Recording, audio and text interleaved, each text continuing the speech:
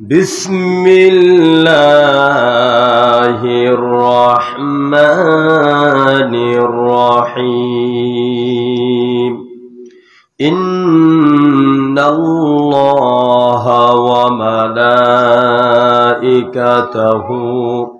ইউসাল্লুনা আলান নবী ইয়া আইয়ুহাল্লাযীনা আমানু সাল্লু আলাইহি ওয়া সাল্লিমু তাসলিমা আল্লাহুম্মা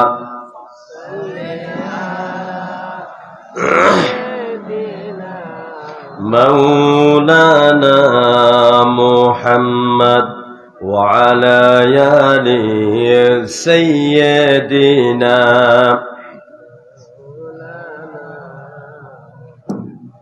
আপনাদের খুব কষ্ট হচ্ছে মনে হয় কষ্ট হচ্ছে তো আওয়াজ নাই কেন গত 18 তারিখে এই এলাকায় কোনো ফাইনাল খেলার আয়োজন ছিল কিনা মাশাআল্লাহ আওয়াজের ঠেলায় 80 বছরের 70 বছরের বুড়া বুড়ি হার্ট অ্যাটাক করেছে এরকম রিপোর্ট তো আছে আচ্ছা না আপনাদের এলাকা নাই বাংলাদেশে আছে ওইখানে আওয়াজ দিলে তো খুব বেশি সওয়াব হয় কি বলেন আর এখানে জোরে আওয়াজ দিলে কবিরা গুনাহ হবে গুনাহ হবে জোরে সোরে প্রাণ খুলে আল্লাহর হাবিবের উদ্দেশ্যে সবাই পড়ে اللهم صل على سيدنا مولانا محمد وعلى آل سيدنا بلغ العلا بكماله كشف الدجى بجماله حسنت جميع خصاله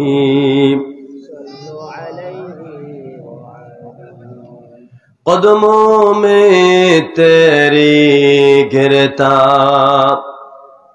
گلیوں میں تیری پھرتا गाहे ज़ारे ज़ारे रोता गाहे बेक़रार होता बलगल उला बिकमालिहि कशफत दुजा बिजमालिहि हसनत जमीअ खसालिहि আরবের বুকে মক্কার পরে আমিনার যেথায় ঘর খোদার করুণা কৌসার হয়ে ঝরছে বারংবার বালাগাল উলা বিকামালিহি কাশাফাত দুজা বিজামালিহি حسنت جميع خصاله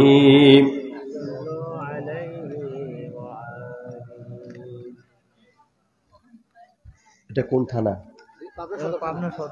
আচ্ছা আচ্ছা পাবনা সদর থানার অন্তর্গত চর বলরামপুর দাখিল মাদ্রাসা ও গোরস্থানের উন্নতি কল্পে আয়োজিত আজকের 27তম ঐতিহাসিক বিশাল তাফসীরুল কোরআন মাহফিলের সম্মানিত সভাপতি এবং অত্র গোরস্থানের সম্মানিত সভাপতি জনাব আলহাজ মোহাম্মদ আবুল কালাম আজাদ সাহেব, মাহফিলের প্রধান অতিথি মাননীয় সংসদ সদস্য পাবনা 5, সম্মানিত প্রধান অতিথি জনাব গোলাম ফারুক প্রিন্স।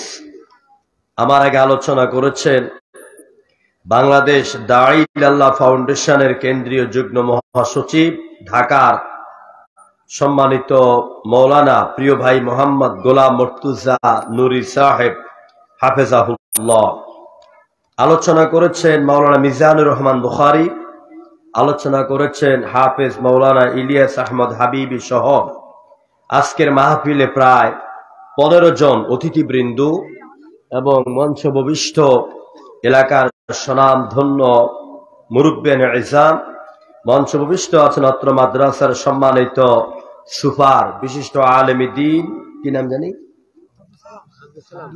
আব্দুল সালাম সাহেব, উপস্থিত আমার সামনে এলাকার এবং দূরদারাজ থেকে আগত দিনদার ইমানদার প্রাণ প্রিয় মুসলমান ভাইরা, পর্দার অন্তরালের শ্রদ্ধেয়া সম্মানিতা মা এবং বোনেরা, আমি আবার আপনাদের খেদমতে সালাম দিচ্ছি। সবাই মোহাব্বতের সাথে জোরে সোরে সালামের জবাব দিন, আসসালামু আলাইকুম ওয়া রাহমাতুল্লাহ।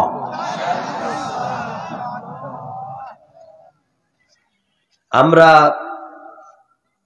কালেমাতুশ শুকর আদায় করছি আমাদের মুনিব, আমাদের মালিক, আমাদের রব, যিনি বিশাল আকাশের মালিক, বিস্তীর্ণ এই প্রভিন্স, এই সাম্রাজ্যের একচ্ছত্র অধিপতি, যিনি আমাদের হায়াতের মালিক, যিনি আমাদের মৌতের মালিক, যিনি আমাদের সুখ দুঃখের মালিক, যিনি আমাদের রিস্কের মালিক।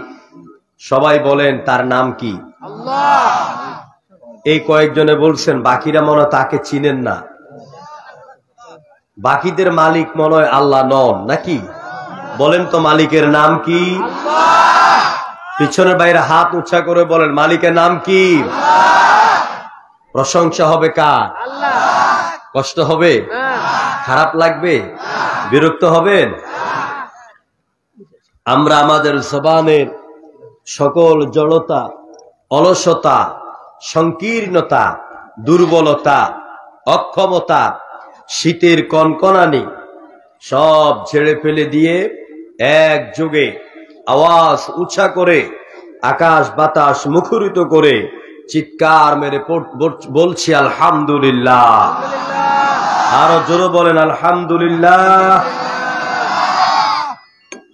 দরুদ ও সালাম পেশ করছি আমাদের প্রিয় রাসূল, আমাদের প্রিয় নবী, বিশ্ব মানবতা সর্বকালের সর্বযুগের সর্বশ্রেষ্ঠ মহান নেতা, মানবতার মহান শিক্ষক, বিশ্ব মানবাধিকার আন্দোলনের অগ্রদূত, অগ্রনায়ক, দুঃখী মানুষের প্রিয় নেতা, সৈয়দুল মুরসালিন, ইমামুল মুরসালিন, খাতামুন নবিয়্যিন, মুহাম্মদ আরবি, জনাবে সাহেবে কাবা ও কাউসাইন, নবী মুহাম্মদ রাসূলুল্লাহ সাল্লাল্লাহু আলাইহি ওয়াসাল্লামের প্রতি। প্রিয় বন্ধুগণ, আমি আন্তরিক মোবারকবাদ জানাচ্ছি অত্র মাদ্রাসার সম্মানিত ম্যানেজিং কমিটিকে, আমি মোবারকবাদ জানাচ্ছি এই চর বলরামপুর এলাকাবাসীকে, আমি আন্তরিক মোবারকবাদ জানাচ্ছি এই থানার এই এলাকার প্রশাসন বৃন্দকে, আমি মোবারকবাদ জানাচ্ছি আমার মা বোনদেরকে।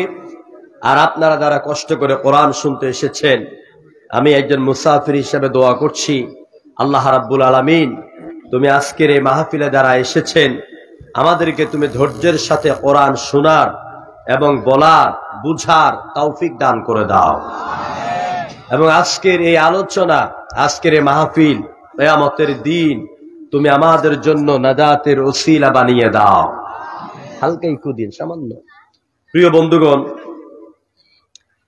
আমরা এতক্ষণ পর্যন্ত অত্যন্ত গুরুত্বপূর্ণ আলোচনা শুনেছি, এবং সকালবেলা নাকি এখানে মা বোনদেরও দিনী আলোচনা শোনানো হয়েছে। আল্লাহ আমাদের প্রত্যেকের কথার মধ্যে বারাকা দান করুন, আমরা বলে আমিন। আমি শুরুতেই আপনাদের সামনে কোরআনে কারীম থেকে কিছু কথা শুরু করার আগেই আমি কোরআনে কারীমের পরিচয়টা আপনাদের সামনে তুলে ধরতে চাই। যেহেতু মাহফিলের নাম হচ্ছে তাফসীরুল কোরআন মাহফিল, তাফসীর অর্থ কি? যেখানে আলেম ওলামা আছেন এরা জানেন, বাকিরা তো জানেন না। মনে করেন মাহফিল একটা গেলাম, তাফসীর মাহফিল কি, ওয়াজ মাহফিল কি? তাফসীর শব্দটি বাবে তাফঈল থেকে এসেছে। তাফসীর শব্দের শাব্দিক অর্থ হচ্ছে ব্যাখ্যা করা, উন্মুক্ত করা, বিশ্লেষণ করা। তাফসীরুল কোরআন মানে কোরআনের ব্যাখ্যা করা, কোরআনে বিশ্লেষণ করা। আর কোরআনের ব্যাখ্যা সেই ব্যাখ্যাকে বলা হয় যা কোরআনকে জানার জন্য, বুঝার জন্য কোরআনের গভীর থেকে গভীরে প্রবেশ করা যে মাধ্যম, সে মাধ্যমকেই বলা হয় তাফসীরুল কোরআন। সুবহানাল্লাহ। প্রিয় বন্ধুগণ, কোরআনকে বুঝার কয়েকটি স্তর আছে। আপনারা পাবনার মানুষ, বিচক্ষণ মানুষ, তাই আমি সেই কথাগুলি বলার চেষ্টা করছি।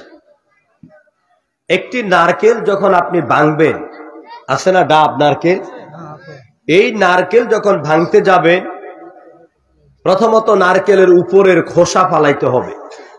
এটা ফালাবার পরেই আপনি যাবেন নারকেলের মূল কাঠের মতন জায়গাটায়, উপরের অংশ পড়ে গেল, এবারে নারকেলের মধ্যে হিট করতে হবে লোহা দিয়ে, তাহলে এটা ফাটবে।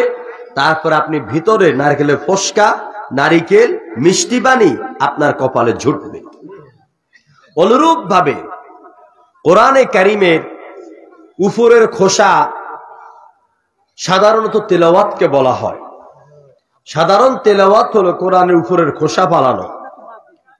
এরপরে আপনি নারকেলের মূল জায়গায় যেটা হিট করেন, ওইটাকে বলা হয় কোরআনের অর্থ সহ পড়া। কি করা? অর্থ সহ পড়া। কোরআনের মূল জায়গায় হিট করলেন, হিট করার পরে যখন আপনি নারকেলের মতন ভিতরে ঢুকে গেলেন, এবার মিষ্টি পানি আছে, সাদা নারিকেল আছে, অর্থাৎ কোরআন তেলাওয়াত আপনি শুদ্ধ করে শিখেছেন, কোরআনের অর্থ করা শিখেছে।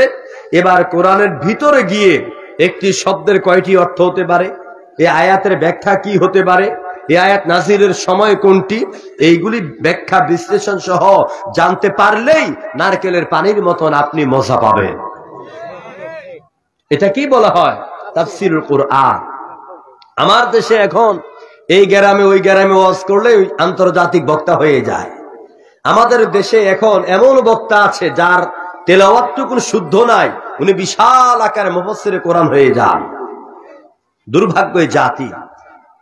প্রিয় বন্ধুগণ, এই কোরআনের পরিচয় আমাদেরকে জানতে হবে, বলতে হবে, বুঝতে হবে।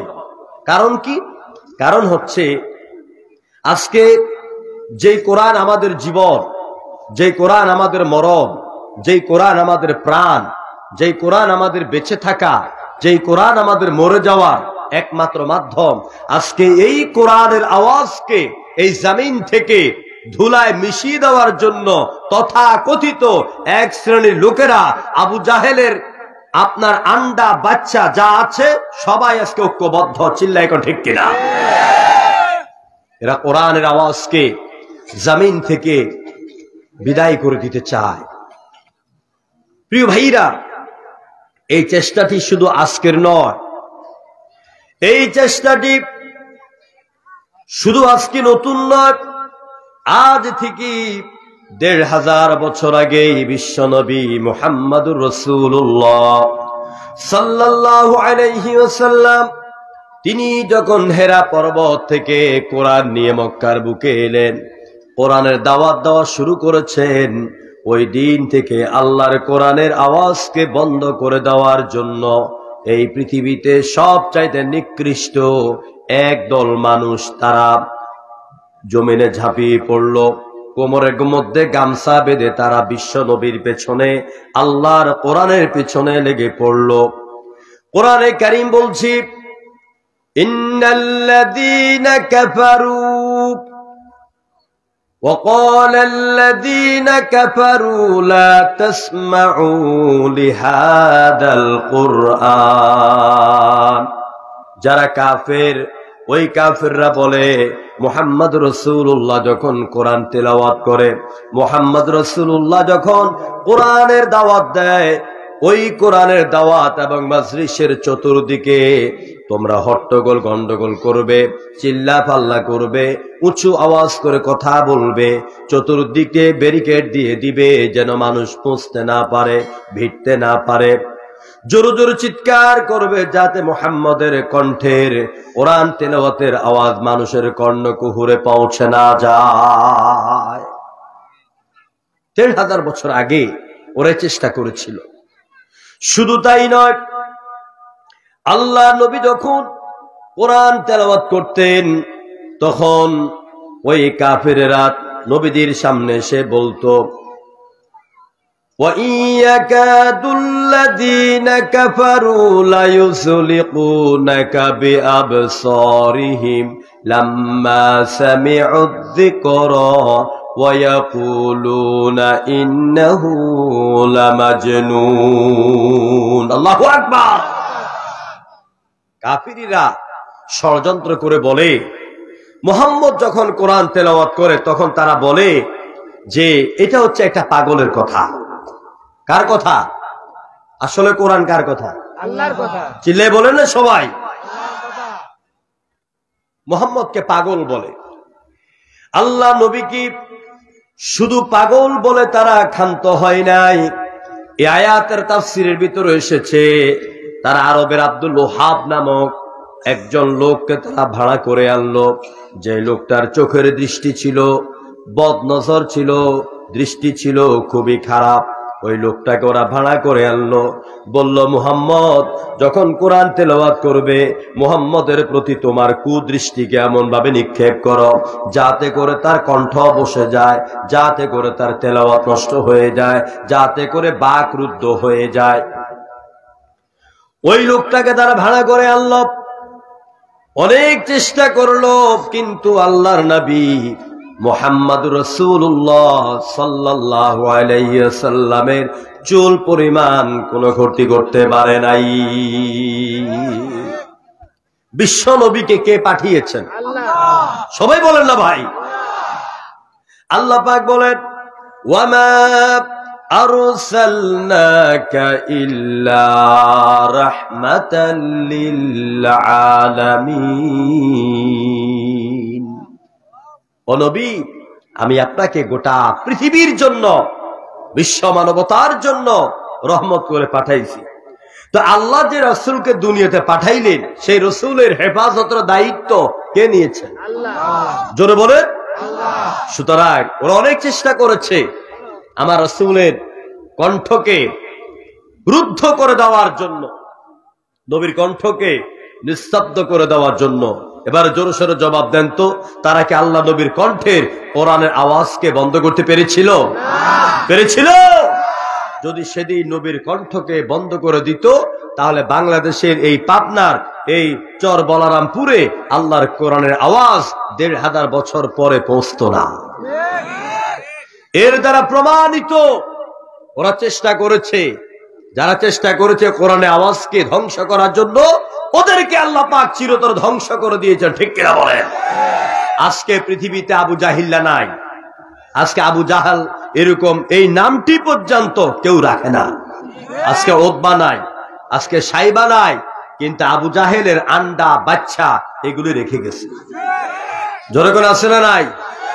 পাবনা এলাকায় নাই, পাবনা এলাকা নাই, পাবনা এলাকায় কোথাও কোরআনের মাহফিল বন্ধ হয় না।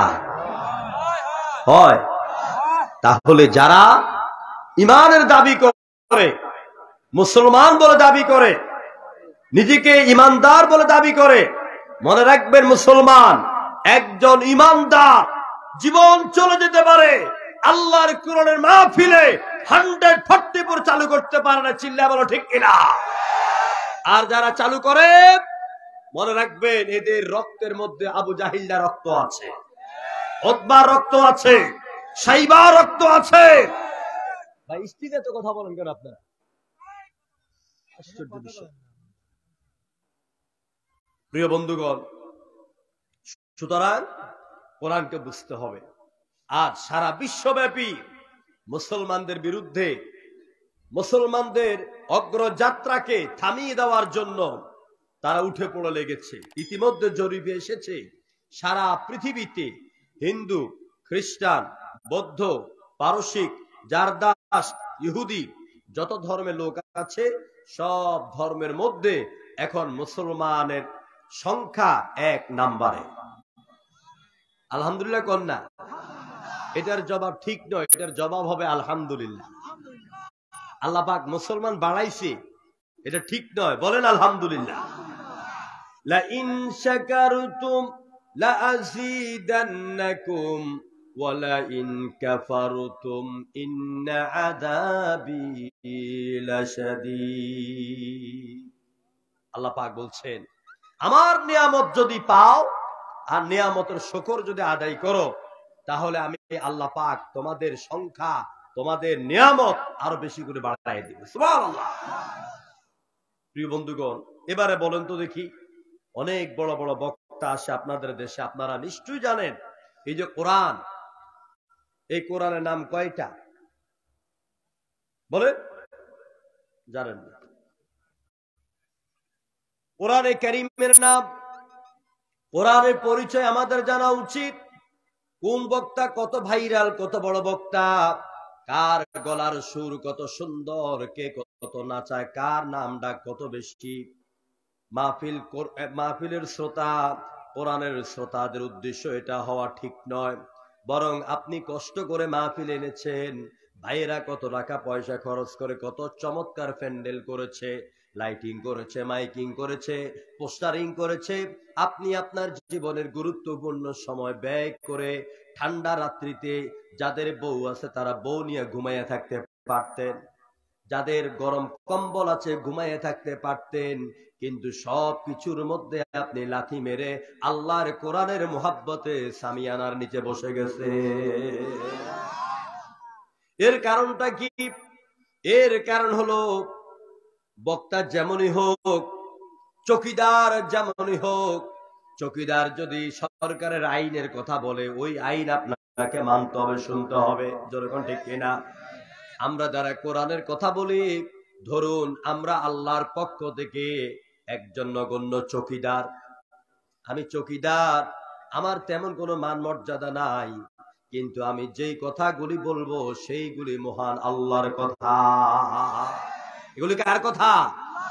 আমার কথার দাম, আমার দাম না থাকলেও আল্লাহর কোরআনের দাম অবশ্যই আছে। যেরকম ঠিক কিনা? এই জন্য মাহফিলে যাবে, বক্তা শুধু কবুতরের মতন বক বক বক বক বক বক করে যাবে, আর আপনি মাঝে মাঝে একটু হা হু করলেন, এটার নাম মাহফিল নয়। মাহফিল হলো একটা কোরআনের ক্লাস।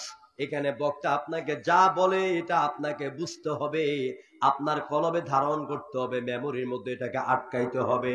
আজকে যা শুনে গেলেন, যারা আজকের মাহফিলে আসে নাই, আপনি চায়ের দোকানে বসে আগামীকাল এই মাহফিলের মূল কথাগুলি তাদের কানে দাওয়াতি কাজ হিসাবে পৌঁছে দেওয়ার দায়িত্ব আপনার।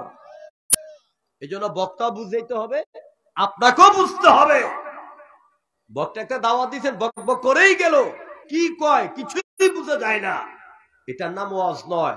আল্লাহ রসুল যখন ওয়াজ করতেন তখন একটা বাক্যকে, একটা লাইনকে, একটা শব্দকে 3 বার উচ্চারণ করতেন, যাতে করে হুজুরের সামনে উপস্থিত শ্রোতারা, সাহাবায়ে কেরাম ভালো করে বুঝে। আমার বন্ধুগণ, আমি আপনাদের সামনে কোরআনের পরিচয় দেব আর কোরআন নাযিলের উদ্দেশ্য আপনাদের সামনে বয়ান করব, তারপর আমি একটা সূরার উপরে তাফসীর শুরু করব। কষ্ট হবে? বিরক্ত হবেন? কোরআনের পরিচয়, এই কোরআনের কম পক্ষে নাম রয়েছে 56টা নাম। সুবহানাল্লাহ বলবেন না? কয়টা নাম? আরো জোরে করেন, কয়টা নাম? আগামী কোন মাহফিলে যদি কোনো বক্তা জিজ্ঞেস করে বলতে পারবেন তো ইনশাআল্লাহ? চিল্লায় এখন কয়টা নাম? 56টা নাম। আল্লামা জালালউদ্দিন সুয়ুতী রাহিমাহুল্লাহ, তাফসীরে জালালাইনের লেখক, তিনি এই কোরআন থেকে সংগ্রহ করে কোরআনের 56টা নামের উপরে একখানা কিতাব লিখেছেন। কিতাবের নাম হলো আল ইতকান। কামিল মাদ্রাসা এটা কামেলে পড়ায়, কওমি মাদ্রাসায়ও পড়ায়। এই কিতাবের ভিতরে কোরআনের 56টা নাম আছে। আমি শুধু আপনাদের মনে রাখার জন্য 5-6টা নাম বলবো যাতে বুঝতে পারেন। কোরআনের এক নাম হলো কোরআন, কোরআনের এক নাম হলো কিতাব, কোরআনের এক নাম হলো মুবিন, কোরআনের এক নাম হলো তানজিল, কোরআনের এক নাম হলো নূর, কোরআনের এক নাম হলো হুদা, কোরআনের এক নাম হলো শিফা, কোরআনের এক নাম হলো বুরহান, কোরআনের এক নাম হলো ফুরকান। চিল্লায় বলেন আল্লাহু আকবার। যে 7-8টা নাম বললাম, এই নামগুলির উপর যদি এখন ধারাবাহিক আমি ব্যাখ্যা শুরু করে দেই, আমার ভাইয়েরা ঘন্টার পর ঘন্টা চলে যাবে শুধু নামের উপরে ব্যাখ্যা। আমি ব্যাখ্যার দিকে যাব না। এবার আমি আপনাদেরকে বলি, কোরআন ছাড়া এই পৃথিবীতে বিভিন্ন ধর্মের ধর্মীয় কিতাব আছে নাকি নাই? আছে না নাই?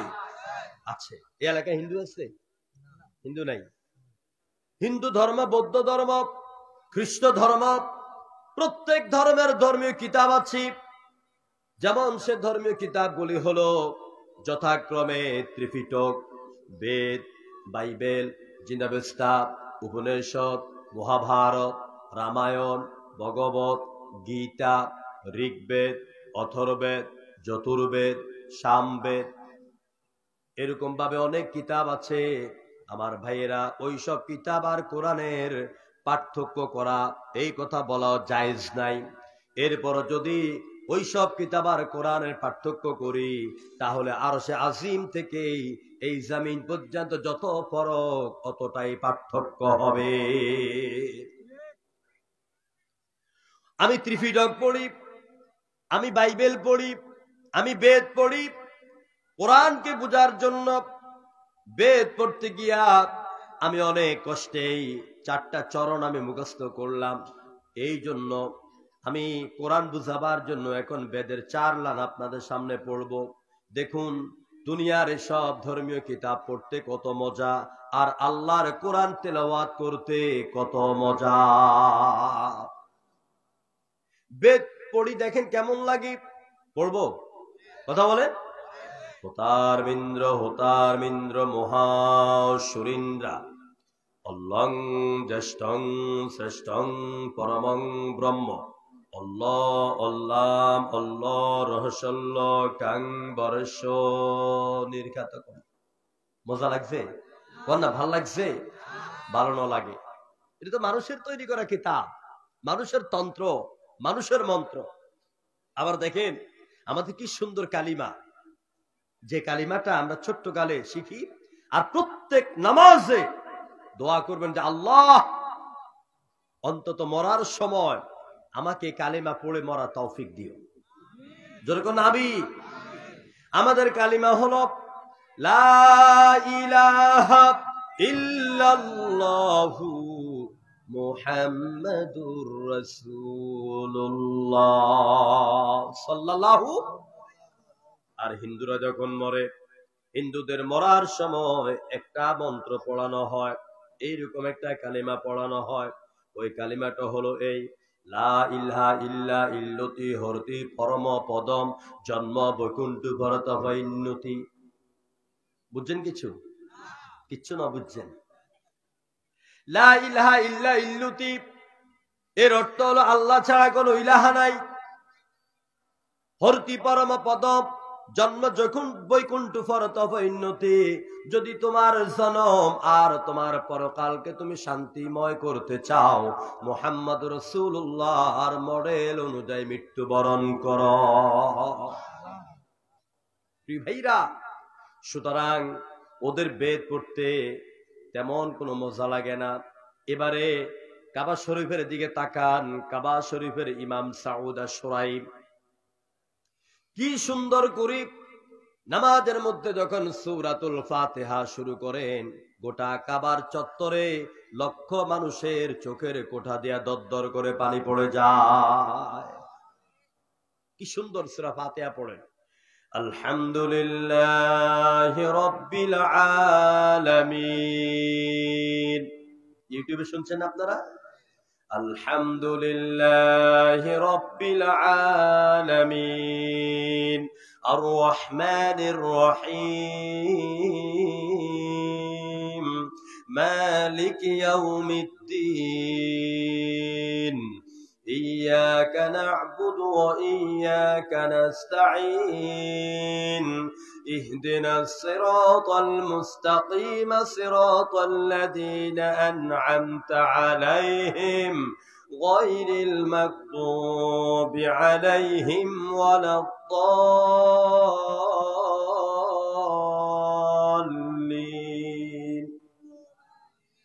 আল্লাহু আকবার আল্লাহু আকবার। এটা শুনতে মন চায় নাকি চায় না? মুসাইলামাতুল কাজ্জাব মিথ্যা নবুয়তের দাবিদার, সে বলে আমিও মুহাম্মদের মতন একজন নবী। জোরে কোন নাউযুবিল্লাহ। মুসাইলামাতুল কাজ্জাবের উম্মতরা বলছে, হে নবী, মুহাম্মদের কাছে কি সুন্দর জিবরাইল আসে, আপনার কাছে আসে না? কয় হ্যাঁ আসে। কয় মুহাম্মদের কাছে কি সুন্দর কোরআন নাজিল হয়, আপনার কাছে হয় না? কয় হ্যাঁ হয়। কয়েকটু পরে জিবরাইল আসবে, সময় হয়েছে। উম্মতরা চারদিকে বসে আছে, মুসাইলামাতুল কাজ্জাব মিথ্যা নবুয়তের দাবিদার ওদের মাঝখানে শুয়ে আছে। একটু পরে এই করে একটা চিৎকার দিয়ে উঠলো, সবাই হুজুরকে সাইফা ধরছে। নবী সাহেব, কি হয়েছে আপনার? আমার কাছে জিবরাইল এসেছে, আমাকে ওহী দিয়ে গেছে, অপেক্ষা করো। হুজুর, ওহীটা কি বলেন?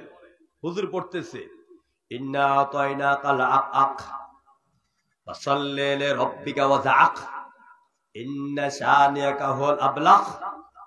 এখন বলো তোমরা, এখন ওদের মধ্যে কয়েকজন পড়তে গিয়ে কারো কারো কাশ বের হয়ে যাচ্ছে, বমি বের হয়ে যাচ্ছে। উম্মতরা বলে, নবী গো, কোন জিবরাইল এলো, কেমন ওহী আপনাকে দিয়ে গেল যে ওহী পড়তে গিয়ে আমাদের বমি বের হয়ে যায়? কিন্তু মুহাম্মদের কাছে এমন জিবরাইল আসেন, এমন কোরআন আসে, এমন ওহী আসে, মুহাম্মদের তেলাওয়াত করা কোরআন শুনলে চোখ দিয়ে পানিগুলো ঝরে যায়। কি সুন্দর তেলাওয়াত! ইন্না আ'তাইনাকাল কাউসার। পারেন না সবাই? পড়েন সবাই, ইন্না আ'তাইনাকাল কাউসার ফাসাল্লি লিরাব্বিকা ওয়ানহার ইন্না শানিআকা হুয়াল আবতার। যেরকম সুবহানাল্লাহ। এই কোরআন কি সবাই পড়তে পারেন? প্রশ্ন, আমার সামনে যারা আছেন সবাইকে কোরআন পড়তে পারেন? আমি হাত তোলালে সবাই হাত তুলতে পারবেন? পারবেন না। আরে মুসলমান, মেসির খেলা দেখার জন্য যদি 4টা খেলা দেখে, কম পক্ষে 2 ঘন্টা করে 8 ঘন্টা সময় আপনি এটার পিছনে ব্যয় করেছেন। ব্রাজিলের খেলা দেখার জন্য 8 ঘন্টা সময় ব্যয় করেছেন, 16 ঘন্টা। একটা সিনেমা দেখার জন্য, একটা নাটক দেখার জন্য ঘন্টার পর ঘন্টা সময় ব্যয় করেন। আর যুবকেরা তো এখন একটা পাইছে, এই শাহাদাত আঙ্গুল দিয়ে উপর দিকে ঠেলা মারে, বড়ি আঙ্গুল দিয়ে নিচের দিকে গুতা মারে, উপর দিকে ঠেলা, নিচের দিকে গুতা। যেরকম ঠিক কিনা বলে? এই যে সময় ব্যয় করছেন, এই সময়টুকুন পেয়ে আপনি কোরআন শিখলেন না। কিয়ামতের ময়দানে আল্লাহ রাব্বুল আলামিনের সামনে আমাকে আপনাকে সব নারীদেরকে আল্লাহর দরবারে দাঁড় হতে হবে নাকি হবে না? ইয়াউমা ইয়াকুমুন নাসু লিরাব্বিল আলামিন। প্রত্যেকটি নারী এবং পুরুষকে আল্লাহর দরবারে দাঁড় হতে হবে এমন একদিন, যেদিন হাসরের ময়দানের কাঠিন্যতা বর্ণনা করতে গিয়া কোরআনে কারিমের 17তম পারা সূরা আল হাজ্জের 2 নম্বর আয়াতে আল্লাহ পাক বলেন, ইয়াউমা তারাউনাহা তাযহালু কুল্লু মুরদিআতিন আম্মা আরদাআত ওয়া তাদাউ কুল্লু যাতিন হামলিন হামলাহা ওয়া তারান নাসা সুকারা ওয়া মা হুম বিসুকারা ওয়ালাকিন্না আযাবাল্লাহি শাদীদ। আল্লাহ পাক বলেন, নবী গো, সেদিন তুমি দেখবে হাসরের ময়দানের কি কঠিন অবস্থা। যেই মা সন্তান দুধের জন্য কাঁদলে পরে কান্না করলে পরে মা হাত থেকে সব কাজগুলি ফেলে দিয়ে সন্তানের মুখে খাবার তুলে দেওয়ার জন্য, দুধ দেওয়ার জন্য পাগল পারা হয়ে যায়। জোরে কোন ঠিক কিনা? আর যে মা সন্তান যখন প্রসব করে, প্রসব বেদনার সময় মায়ের যে যন্ত্রণা হয়, মায়ের যে রক্ত ঝরে, ওই প্রসব বেদনার যন্ত্রণা এই পৃথিবীতে মা ছাড়া আর আরশের মালিক আল্লাহ ছাড়া কেউ বুঝাবার মতন ক্ষমতা নাই। ওই হাসরের ময়দানে দুগ্ধ পুষ্য সন্তান মায়ের পায়ের মধ্যে সাপের মতন বারবার বেড়ায় ধরবে, দুধের জন্য কান্না করবে। মা সন্তানকে ফুটবলের মতন একটা লাথি মেরে সন্তান ফেলে দিবে। মায়ের জরায়ু দিয়া সন্তান ভূমিষ্ঠ হবে, মায়ের কোনো খবর থাকবে না। সন্তান পেট থেকে ঝরে ঝরে পড়ছে, মা পাগলের মতন দৌড়াচ্ছে। জোরে কন্যা আল্লাহু আকবার। আল্লাহ পাক বলেন, নবী গো, আপনি দেখবেন সব মানুষ যেন মাতোয়ারা হয়ে গেছে, পাগল হয়ে গেছে। আসলে কেউ পাগল নয়, কেউ মাতোয়ারা হয় নাই, কেউ মাতাল হয় নাই। সবাই আল্লাহর আযাবের ভয়ের চোটে নারী পুরুষ বৃদ্ধা সব পাগল হয়ে যাবে।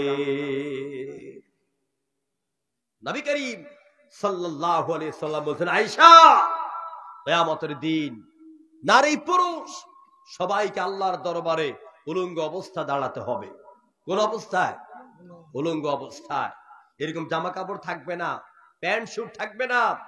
মা আয়েশা বলছেন, ইয়া রাসূলুল্লাহ, আমি মহিলা মানুষ, আমার লজ্জা করবে না? বিশ্ব নবী বলছেন, আয়েশা রে,